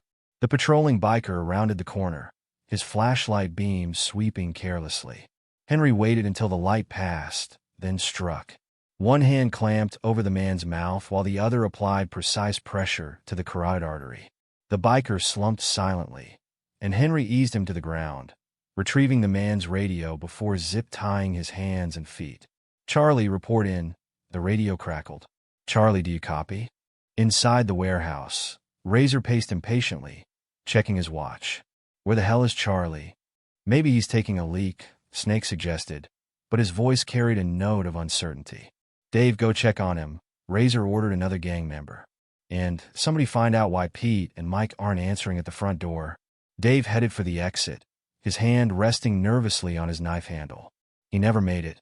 As he stepped outside, a shadow detached itself from the wall. There was a quiet thump, then silence. Henry dragged Dave's unconscious form into the darkness, then surveyed the warehouse's loading dock. Several metal barrels were stacked nearby. Perfect. Working quickly, he positioned them at precise angles, rigging them with fishing line. One good pull would send them rolling into anyone below. Razor's agitation grew as more of his men failed to report. "It's just one old man," he snarled, pacing before Tommy, who remained tied to the chair. "He's probably trying to bluff us, thinking he can sneak in here." "Boss," Viper spoke up from his position near a window, "something ain't right." The way the guys went quiet. "Shut up. He's just a fisherman." "Pete, take 2 guys and sweep the perimeter." "Now." Inside the warehouse's shadowy interior, Henry moved with practiced efficiency. Years of close-quarters combat training had taught him to use the environment to his advantage. Every shadow became cover, every piece of abandoned equipment a potential weapon or distraction. He spotted Tommy in the center of the main floor, surrounded by gang members. The boy's face was bruised, but his eyes were alert, scanning his surroundings just as Henry had taught him. Good kid. A noise from above caught Henry's attention. Two bikers were moving along the elevated walkway, their boots making the metal grating creak. Henry waited until they were perfectly positioned, then pulled the fishing line. The barrels he'd rigged earlier rolled with gathering speed, slamming into the walkway's support posts. Metal screamed as the structure partially collapsed, sending both men tumbling. The crash shattered the warehouse's tense silence. Shouts of surprise and alarm echoed off the walls as the gang members scrambled to respond. What the hell was that? Razor spun toward the sound, drawing a pistol. Find him. Find him now. Tommy watched in amazement as chaos erupted around him. Dark shapes fell silently as Henry moved through the shadows, each strike precise and efficient. One biker went down clutching his throat, another folded after a savage knee to the solar plexus. It was like watching a movie, except this was real. Terrifyingly, amazingly real. He's picking us off. Snake's voice carried an edge of panic. Boss, we need to. A figure dropped from above, landing behind Snake with impossible silence. Before the biker could turn, Henry's arm locked around his neck in a sleeper hold. Snake struggled briefly, then slumped. Jesus Christ, one of the remaining gang members whispered, backing away. What is he? Razor's response was to grab Tommy, pressing the pistol to the boy's head. Enough. Show yourself, old man, or the kid dies. Henry stepped into the light, his movements deliberate and controlled. Gone was the quiet fisherman. In his place stood a warrior, his eyes carrying the cold focus of a predator. Let him go. Henry's voice was calm, reasonable. You've lost half your men already. Walk away while you can. Lost? Razor laughed, but it held a hysterical edge. I've still got the ace, old man. Now, throw down any weapons and... Henry's hand moved, almost too fast to follow. Something small and cylindrical arced through the air. Tommy, close your eyes. Henry commanded. The smoke grenade detonated with a sharp crack, filling the warehouse with dense gray clouds. Razor's shot went wild as Tommy, remembering Henry's training about staying calm under pressure, threw himself sideways despite his bonds. Henry moved through the smoke like a force of nature. Years of training took over, muscle memory, tactical awareness, the ability to fight blind. Gang members went down one after another, their confused shouts turning to cries of pain. Tommy felt hands on his ropes. Henry's hands, cutting him free with swift efficiency. Stay low, head for the exit, Henry instructed, pressing something into the boy's hands. Use this if anyone tries to stop you. It was a small flashlight, intensely bright, a simple but effective weapon against eyes adjusted to darkness. A shape loomed through the smoke. Viper, moving with the trained grace of someone with actual combat experience. The gang's lieutenant had shed his leather jacket, revealing muscled arms covered in military tattoos. Marine Force Recon, Viper said simply, settling into a fighting stance. You're not the only one with training, old man. Force Recon's good, Henry acknowledged, matching his stance. But I was SEAL Team 3. The fight that followed was nothing like Tommy had ever seen. Not in movies, not in video games. Both men moved with lethal precision, each strike and counterstrike born from years of training and combat experience. Viper was younger, stronger, but Henry's technique was flawless, his economy of movement speaking to decades of practice. A brutal exchange ended with Viper on his knees, Henry's forearm locked around his throat. But instead of finishing it, Henry released him. Walk away while you can, he told the lieutenant. You're better than this gang. Viper stared at him for a long moment, then nodded slowly. Semper Fi, he muttered, before disappearing into the smoke. Tommy had reached the warehouse entrance when he heard Razor's enraged scream. The gang leader erupted from the smoke, swinging a length of chain. But Henry was ready. He deflected the chain with his forearm, stepped inside Razor's guard, and delivered a series of strikes that dropped the bigger man to the concrete floor. It's over, Henry said quietly, standing over his fallen opponent. But Razor had one last card to play.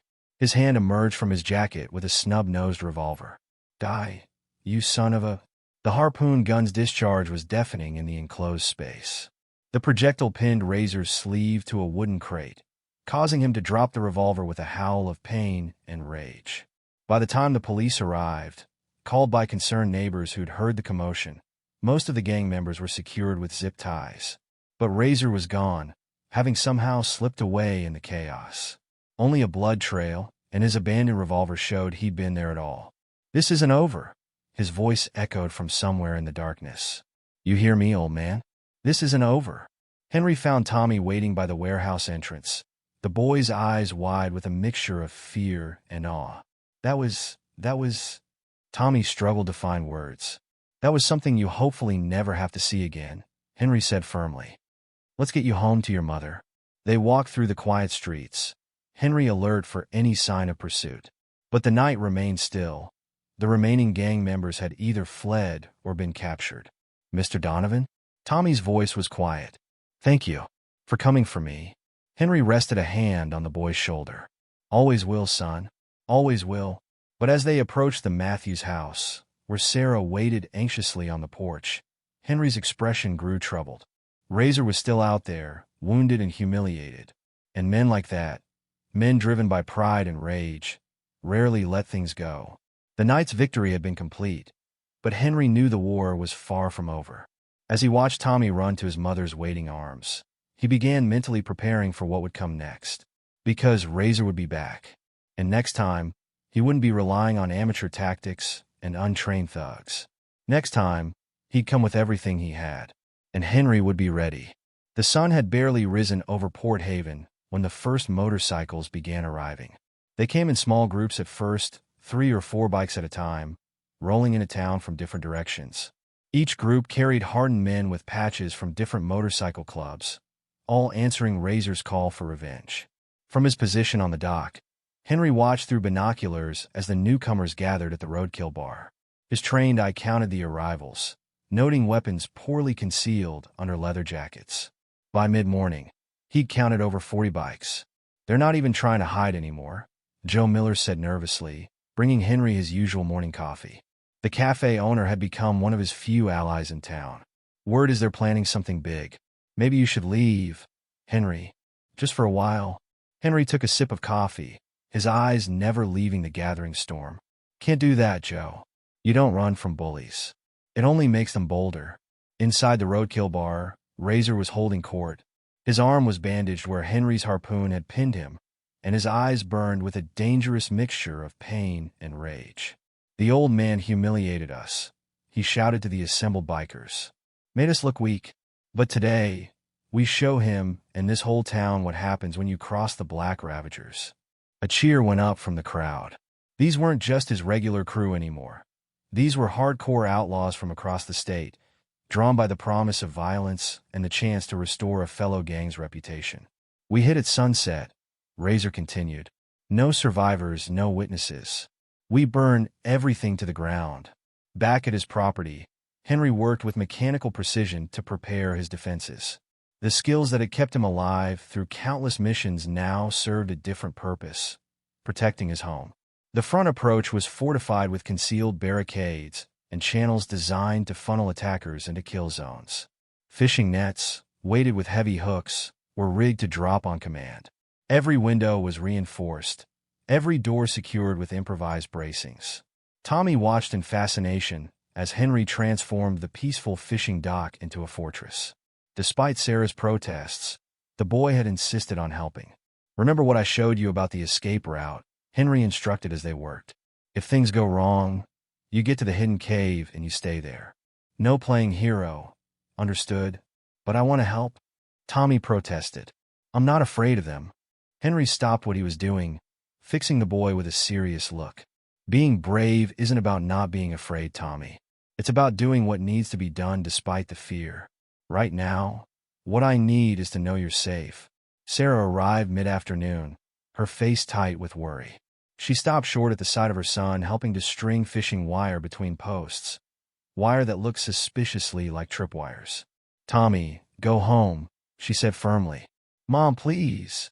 Mr. Donovan needs..." "Now, young man." Once Tommy had reluctantly left, Sarah turned to Henry. This is really happening, isn't it? They're really coming for you? Henry nodded, continuing his preparations. You should leave town for a few days. Take Tommy somewhere safe. He won't go. He thinks you're some kind of hero. She watched him work for a moment. Maybe he's right. Those men you saved at the warehouse. That wasn't your first rescue mission, was it? Henry was quiet for a long moment. Finally, he spoke softly. No, it wasn't. Tell me, please. I need to understand what my son is so willing to die for. Henry's hands stilled on the rope he was rigging. I was a Navy SEAL. 20 years, most of it classified. The last mission, it went bad. The memory washed over him, as fresh as yesterday. The briefing room was silent as Commander Richards pinned another medal to Henry's chest. The citation praised his quick thinking, his courage in saving the civilian hostages. But all Henry could see were the faces of the men who didn't make it out. You're a hero, Donovan, Richards said quietly. But you'll never forgive yourself. I know, I've been there. The civilians? Henry asked, his voice rough. All safe. 23 lives saved. Remember that. And our men? The ones I left behind? Richard's face softened. You made the right call. The hardest call, but the right one. The question is, can you live with it? The answer, Henry had discovered, was no. He couldn't live with it. Not really. He could exist, could go through the motions, could find some measure of peace in the simple life of a fisherman. But the guilt never went away. So you came here, Sarah said softly. Trying to escape? Trying to find redemption, Henry corrected. But it seems trouble has a way of finding me. Their conversation was interrupted by Joe Miller and several other townspeople approaching the dock. The cafe owner looked nervous, but determined. We heard what's coming, Joe said. Thought you could use some help. Henry surveyed the small group, maybe 10 people, mostly shop owners and fishermen. Not warriors, but good people willing to stand against bullies. This isn't your fight, Henry warned. Like hell it isn't, Joe replied. This is our town too. Besides, some of us remember what it was like before you came, how the gangs used to shake us down regular. You stood up to them. Now it's our turn. More townsfolk arrived as the afternoon waned, bringing what weapons they could find. Hunting rifles, old shotguns, even a few antique firearms passed down through generations. Henry spent the remaining daylight showing them basic defensive positions, teaching them how to work together. The sun was setting when they heard it, the thunder of dozens of motorcycles approaching from multiple directions. The sound grew until it seemed to shake the very ground. Razor's voice boomed through a megaphone. Last chance, old man. Come out now. And maybe we'll let these fine citizens live. Henry moved to the edge of his property, his modified harpoon gun ready. Through his scope, he could see Razor at the head of a small army of bikers. The gang leader was wearing body armor now, clearly having learned from their last encounter. This property is protected. Henry's voice carried clearly across the space between them. Leave now, or what happens next is on you. Razor's response was to fire his pistol into the air. Burn it all, he screamed. Kill anyone who resists. Henry's first shot with the harpoon gun was precisely aimed, not at any person, but at a barrel of fishing fuel he'd positioned earlier. The explosion lit up the gathering darkness, sending several bikers scrambling for cover. But Razor was beyond being intimidated. Attack, he roared. Attack. The gang surged forward like a wave of leather and chrome. The first row hit Henry's tripwires, going down in a tangle of bikes and bodies. Others struck the hidden barricades, their motorcycles crashing into the reinforced barriers. Nets dropped from above, tangling more attackers. The townspeople, positioned in strategic locations, opened fire with their hunting rifles, forcing the gang to seek cover. But this was just the beginning. Razor had brought too many men to be stopped by the initial defenses. As the sun disappeared below the horizon, the real battle for Port Haven was about to begin. Henry watched the chaos unfolding, his mind already racing through contingency plans. The quiet fisherman was gone now, replaced by the warrior he'd once been. This time, though, he wasn't fighting for some distant military objective. This time, he was fighting for home, and he wasn't fighting alone. The night erupted into chaos as Henry's defenses engaged the attacking bikers. His carefully laid traps and barriers had broken their initial charge, but now the real fight began. The harbor air filled with shouts, gunfire, and the roar of motorcycles. Henry moved like a shadow through the battlefield his property had become. Years of combat experience guided every motion as he engaged the attackers with lethal efficiency. A biker charged him with a chain. Henry redirected the weapon, using the man's momentum to send him crashing into two of his companions. Another raised a pistol, but Henry was already moving, his combat knife flashing in the darkness. The gun clattered to the ground, its owner clutching a bleeding hand. "He's not human," one of the bikers screamed as Henry seemed to materialize from nowhere, striking with precision before disappearing again into the shadows. The townspeople held their positions as Henry had taught them, their hunting rifles keeping the gang from organizing an effective assault. Joe Miller proved particularly adept, his years of hunting translating well to this desperate defense. "Just like deer season," Joe muttered, picking off another motorcycle tire, sending its rider sprawling. Except the deer shoot back. A familiar figure appeared through the smoke of burning motorcycles. Viper, the former Marine Force recon operator who had been Razor's lieutenant. But this time, he wasn't charging forward with the attackers. "Need a hand, old man," he called out, taking down two gang members with precise strikes. "Figured you could use someone to watch your six." Henry nodded in acknowledgement as they fell into a natural rhythm, moving together with the coordination of trained warriors. "What changed your mind?" "Razor's lost it," Viper replied, ducking under a wild swing and retaliating with an elbow strike. "This isn't about business anymore, it's about his ego. And I didn't sign up to kill civilians." Their teamwork proved devastating. Henry SEAL training complemented Viper's Force recon experience, creating a defensive perimeter that the gang struggled to breach. One after another, Razor's reinforcements fell to their combined assault. But through the chaos, Henry spotted a figure slipping toward his shack, Razor himself, carrying something in his hands. The gang leader's face was twisted with rage as he smashed through a window. "Your property or your life, old man," Razor's voice carried over the fighting. "Time to choose." Flames erupted from the shack's windows as Razor ignited whatever accelerant he'd brought. The fire spread quickly, catching the old wood like tinder. Henry's home, his sanctuary for the past 5 years, was beginning to burn. "Go!" Viper shouted, taking down another attacker. "I'll hold them here." Henry sprinted toward the burning building, his mind already calculating angles of attack and escape routes. The smoke would work to his advantage. He'd trained for scenarios like this, while Razor was fighting blind with rage. Inside the shack, the fire cast everything in a hellish orange glow. Razor stood in the center of what had been Henry's living room, his massive frame silhouetted against the flames. He'd shed his leather jacket, revealing the body armor beneath. Finally, Razor roared, raising his fists. "No more hiding, no more tricks. Just you and me, old man." Henry said nothing, settling into a combat stance. His eyes tracked every movement as Razor charged forward like a bull, swinging haymakers that would end the fight if they connected. But Henry wasn't there. He flowed around the attacks like water, striking precise points that would normally incapacitate an opponent. But Razor's body armor absorbed the worst of the blows, and his rage seemed to make him immune to pain. He grabbed a burning piece of furniture, hurling it at Henry with frightening strength. "You're not so tough without your tricks." Razor taunted as Henry was forced to dive aside. Just a weak old man playing at being dangerous. The fight moved through the burning shack, both men bleeding now from various cuts and burns. Razor's superior strength and protection gave him an advantage in the enclosed space, while Henry's skill and experience kept him alive. Outside, Tommy watched the flames with growing horror from his hiding place in the cave.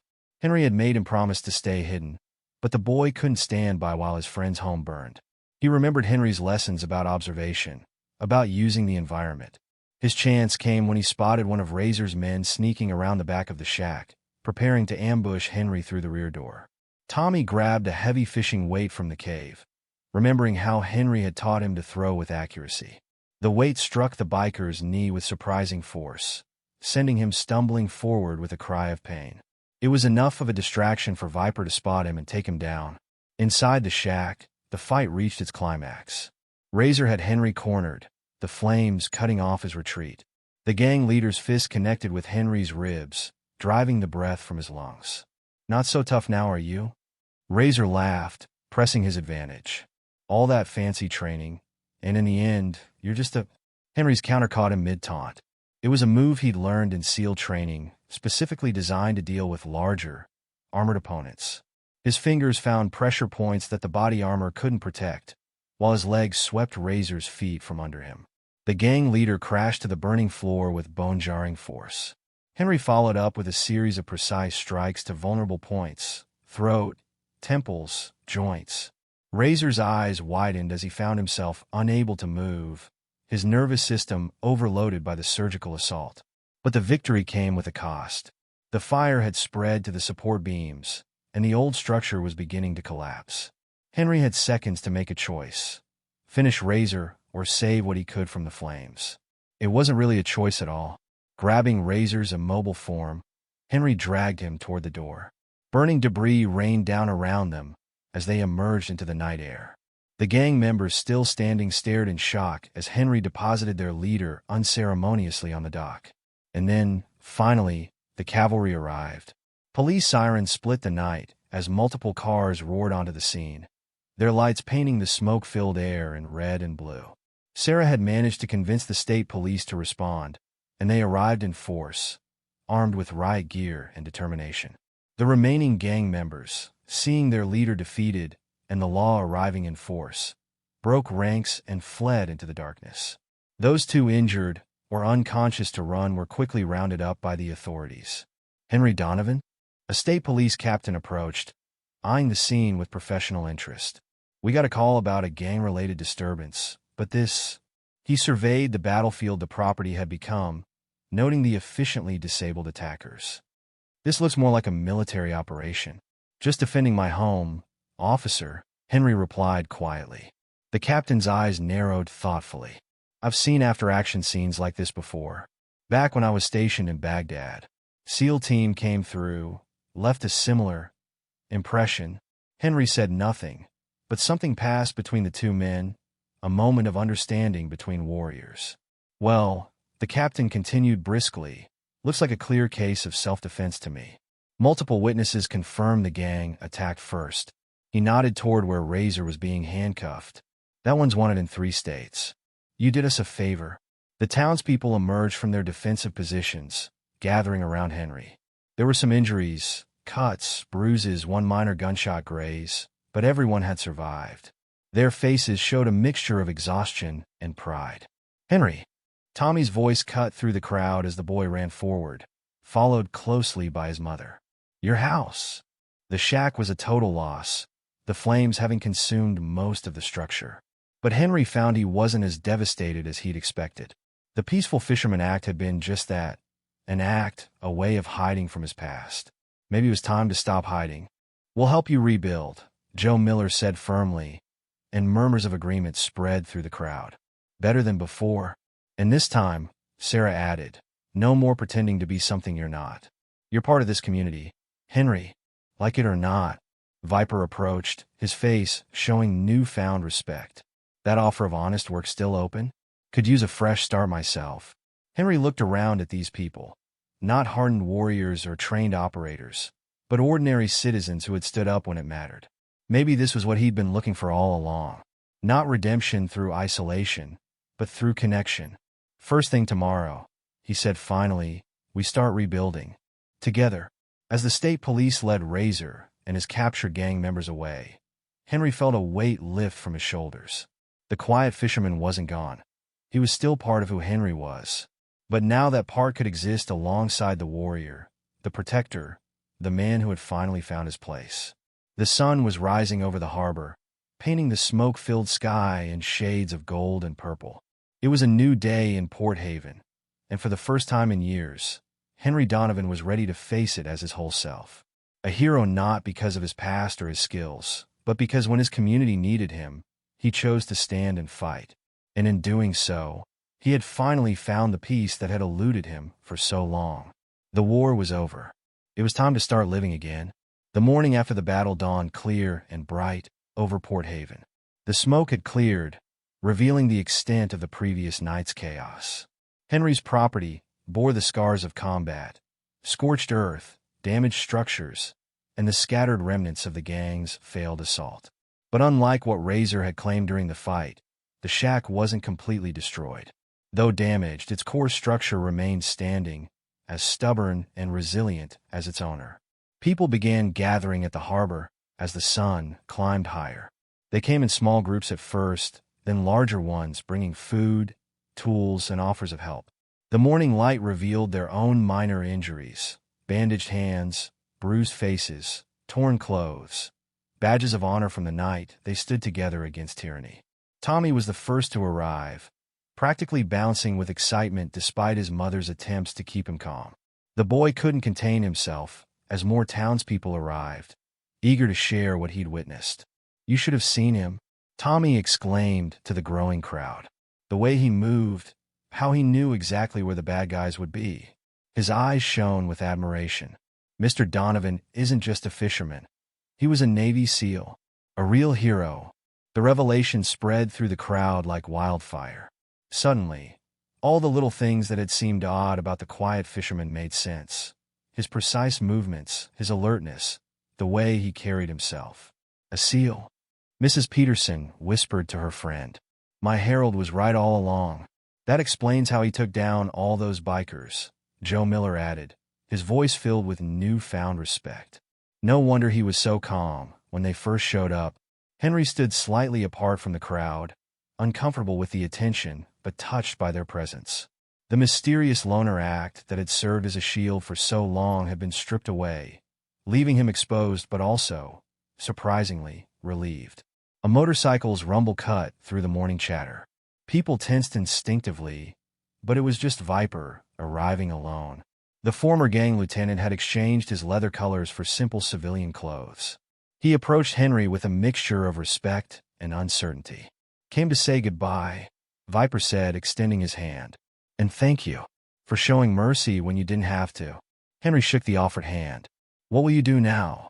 "Got a cousin in Seattle, runs a legitimate security firm. Figures my Marine training might finally be used for something good." Viper glanced at the gathering townspeople. "You got something special here. Made me remember who I used to be, before the gangs." "It's never too late to start over," Henry replied quietly. "No, I guess it's not." Viper turned to leave, then paused. "You know, when I was in the Corps, my sergeant used to say that sometimes the bravest thing a warrior can do is choose peace." As Viper's motorcycle disappeared around the harbor bend, Tommy approached Henry cautiously.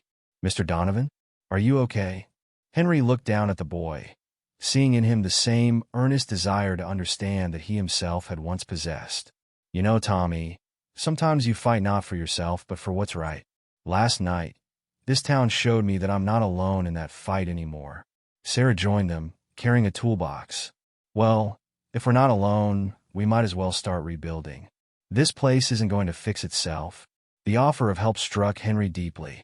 For 5 years, he kept himself apart from these people, believing isolation was his penance for past failures. But their simple gesture of support began to heal something he'd thought permanently broken. "I'd like that," he said softly. "Thank you." What followed was a remarkable display of community spirit. People who had stood together in battle now worked together in peace. Joe Miller organized teams to clear debris. The hardware store owner arrived with a truck full of donated supplies. Women from the church brought food for the workers. Even the local police chief, who had been conspicuously absent during the gang's reign of terror, showed up to help. His face showed shame as he approached Henry. "We should have done more," he admitted. "Should have stood up to them sooner." "What matters is standing up when it counts," Henry replied, handing him a hammer. "Care to help rebuild?" As the day progressed, Henry found himself opening up more to those around him. He shared stories of his training days, carefully edited for civilian ears, but real enough to help them understand his journey. The townspeople, in turn, shared their own stories of struggle and resilience. Sarah worked alongside him, their hands occasionally brushing as they passed tools back and forth. Something was growing between them. Not romance, not yet, but understanding, trust, possibility. "Mark would have liked you," she said during a water break. "He always said the measure of a warrior wasn't in how many fights he won, but in what he was fighting for." Tommy proved to be an enthusiastic worker. though his help sometimes created more work than it saved. But Henry didn't mind. The boy's presence was a reminder of why he'd chosen to fight, not for revenge or territory, but for the future of this community. As the sun began to set, Henry made a decision.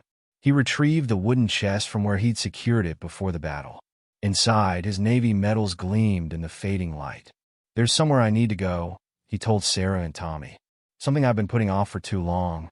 They understood without him having to explain. Sarah offered to drive him to the military cemetery in the next town, where his fallen teammates had been laid to rest. Tommy asked to come along, and after a moment's hesitation, Henry agreed. The cemetery was peaceful in the evening light. Henry walked directly to the graves he'd never had the courage to visit before. The headstones were simple, military issue, bearing the names of men he'd served with, fought with, lost. Jake Morrison, Marcus Rodriguez, brothers in arms who had followed his orders that fatal day, trusting his judgment until the end. Henry knelt between their graves, placing his medals gently on each headstone. "I tried to hide from what happened," he said softly. "Tried to become someone else. But you deserved better than that. You deserve to be remembered." Tommy stood respectfully beside Sarah, watching as Henry finally confronted his past. When the old warrior rose, his eyes were damp but his shoulders straighter, as if a great weight had been lifted. The drive back to Port Haven was quiet, each lost in their own thoughts. But it was a comfortable silence, the kind shared by people who understand each other. The next morning found Henry back on his dock, repaired enough now for basic use. His fishing gear was laid out with his usual precision, but something was different. The rigid isolation that had characterized his previous morning rituals was gone. "Need some help?" Tommy called, running down the dock with his mother's permission this time. Henry smiled, a real smile, not the guarded expression he'd worn for so long. "Grab that net. If you're going to learn fishing, might as well learn it right." As they worked together in the growing light, Henry felt truly at peace for the first time in years. The quiet fisherman and the warrior were no longer separate identities battling for control. They were both part of who he was, who he had always been. The harbor water reflected the rising sun, promising a good day for fishing. But more than that, it promised a new chapter in Henry's life. One where he didn't have to face his demons alone, where the strength of community could help heal old wounds. "Mr. Donovan?" Tommy's voice interrupted his thoughts. "Think we'll catch anything big today?" Henry looked at the boy who had helped him find his way back to himself, at the town that had become more than just a hiding place, at the life he was finally ready to fully embrace. "You know what, Tommy? I think we just might." And so the story of Henry Donovan, the quiet fisherman who became a town's protector, became part of Port Haven's legend. But the real story wasn't about the battle with the gang, or even about a former SEAL finding redemption. It was about a man learning that true strength comes not from standing alone, but from standing together. That sometimes the family you find is as important as the family you're born with. And that even the deepest wounds can heal when you allow yourself to be part of something bigger than your past. As Henry and Tommy cast their lines into the morning sea, the harbor breeze carried the promise of new beginnings. The quiet fisherman had found his peace at last, not in isolation, but in the heart of a community he had helped save. And that was the greatest victory of all. What would you do if you discovered the quiet neighbor you'd known for years was actually a highly trained warrior? How far would you go to protect, not just your home, but your entire community? If this story of an ex-Navy SEAL finding his redemption touched you, make sure to hit that like button and subscribe. Tomorrow's episode features another incredible tale of an ordinary person with an extraordinary past, forced to return to the life they left behind when evil comes knocking at their door. Every town has its secrets. Every hero has a past. Don't miss a single story.